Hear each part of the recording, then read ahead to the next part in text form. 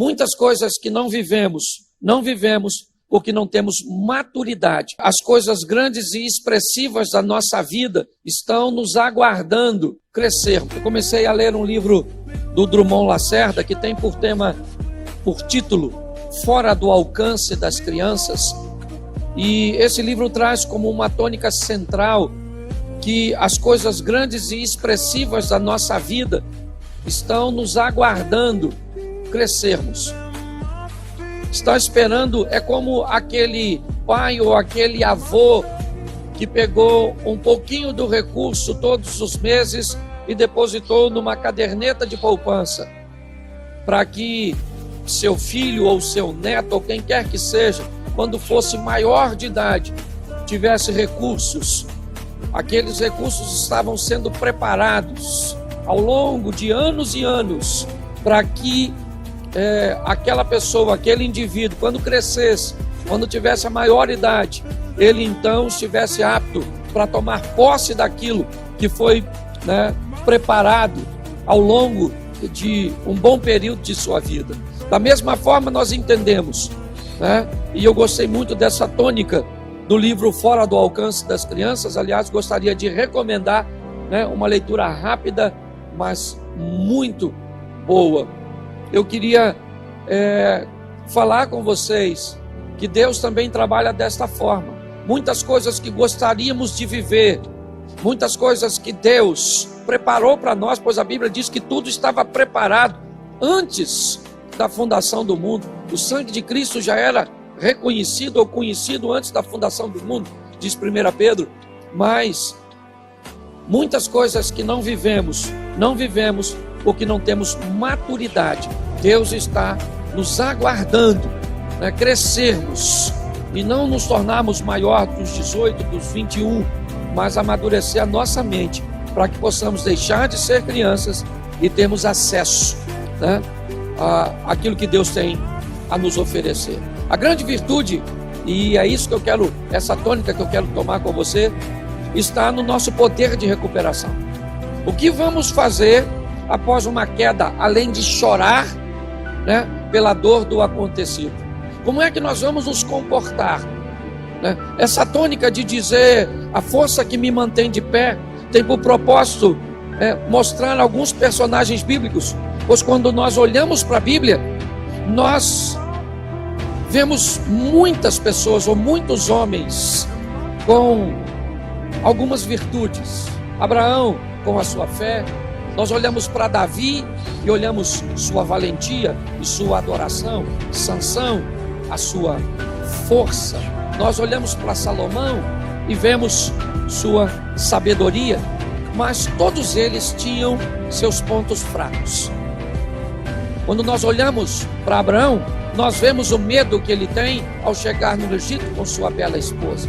Quando nós olhamos Davi, vemos a dificuldade que ele teve de se deparar com algo que não era para ele e acabar ultrapassando os limites. Quando nós olhamos Sansão, nós vemos no que ele se meteu. Nós vemos Salomão se casando com diversas mulheres e levando a idolatria para dentro do território de Israel. Então, baseado em Davi, Abraão, Sansão e Salomão, nós podemos identificar uma coisa que eu acho que já vale a pena observar. Nós também temos o nosso ponto fraco. Descubra qual é o seu, e isso vai te facilitar bastante nesse processo de crescimento.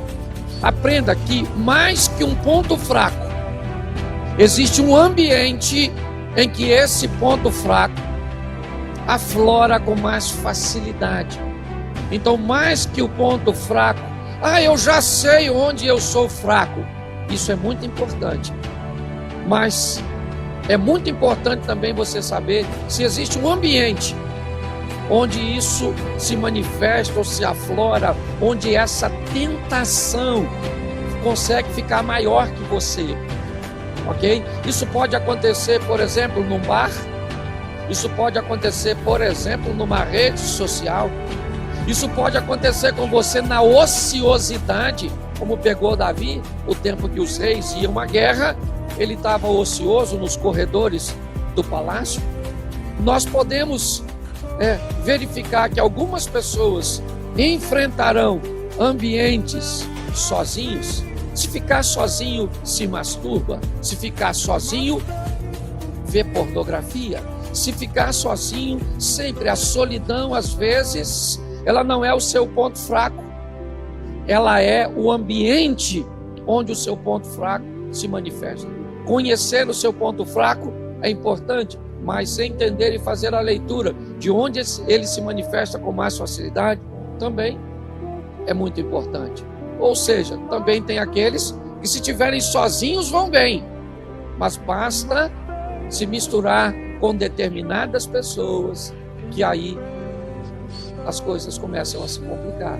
Ou seja, enquanto uns são ou enfrentam seu ambiente de dificuldade de forma solitária, outros com determinadas pessoas que não deveriam fazer parte de sua vida. Tem pessoas que vão ter problema em ambientes de rejeição, de indiferença. Onde é que a sua dificuldade ou o seu ponto fraco se manifesta? Observe isso e isso vai te ajudar bastante.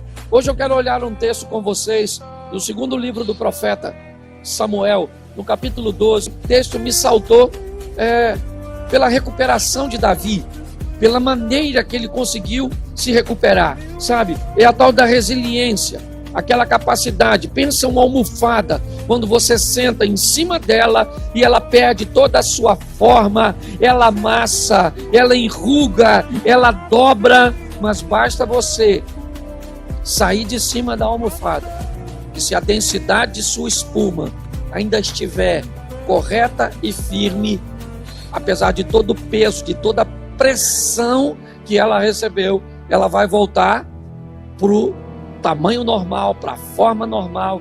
Essa é a grande faceta da vida.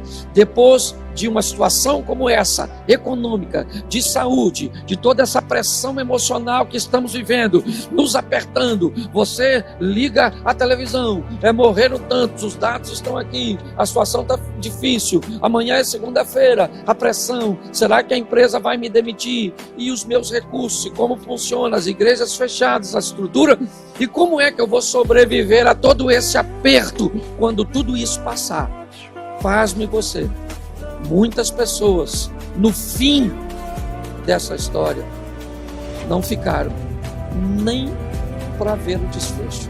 Tiraram sua própria vida, se embotaram em meio a depressões, a síndrome do pânico. Ou seja, entender de onde vem a nossa fé, de onde vem a nossa força, é muito importante. Eu não sei o que você está enfrentando hoje, eu não sei se você perdeu uma batalha, mas eu quero te dar uma notícia: ficar prostrado pode até ser algo positivo por alguns dias. Por exemplo, morreu um ente querido seu, a Bíblia diz: se alguém morrer e ninguém chorar pelo morto, é melhor que ele fosse um aborto, é melhor que ele não tivesse nascido. Então nós precisamos respeitar o luto, certo? E a dor da perda do que for. Você perdeu o seu emprego, vai chorar por ele por uma semana? Tá joia? Era um ambiente de trabalho que você estava acostumado, você interagia, era um ciclo de amizade, era um bom salário, era uma estrutura. O que é? Era uma casa que era grande, dava para você pagar, certo? E tinha toda uma estrutura. O que é que você perdeu?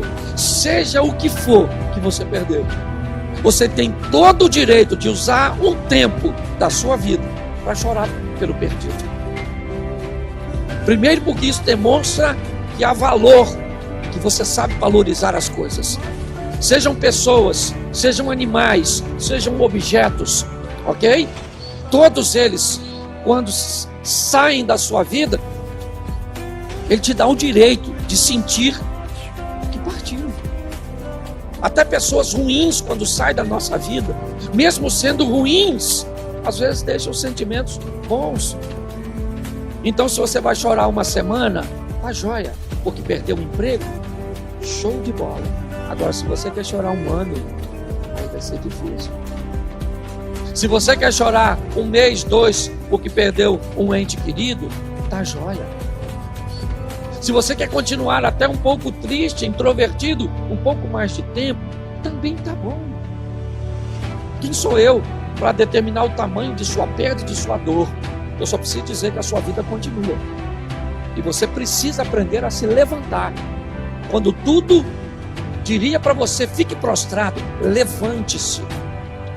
Levante-se. Não esqueça o tema da mensagem, ok? A força que me mantém de pé.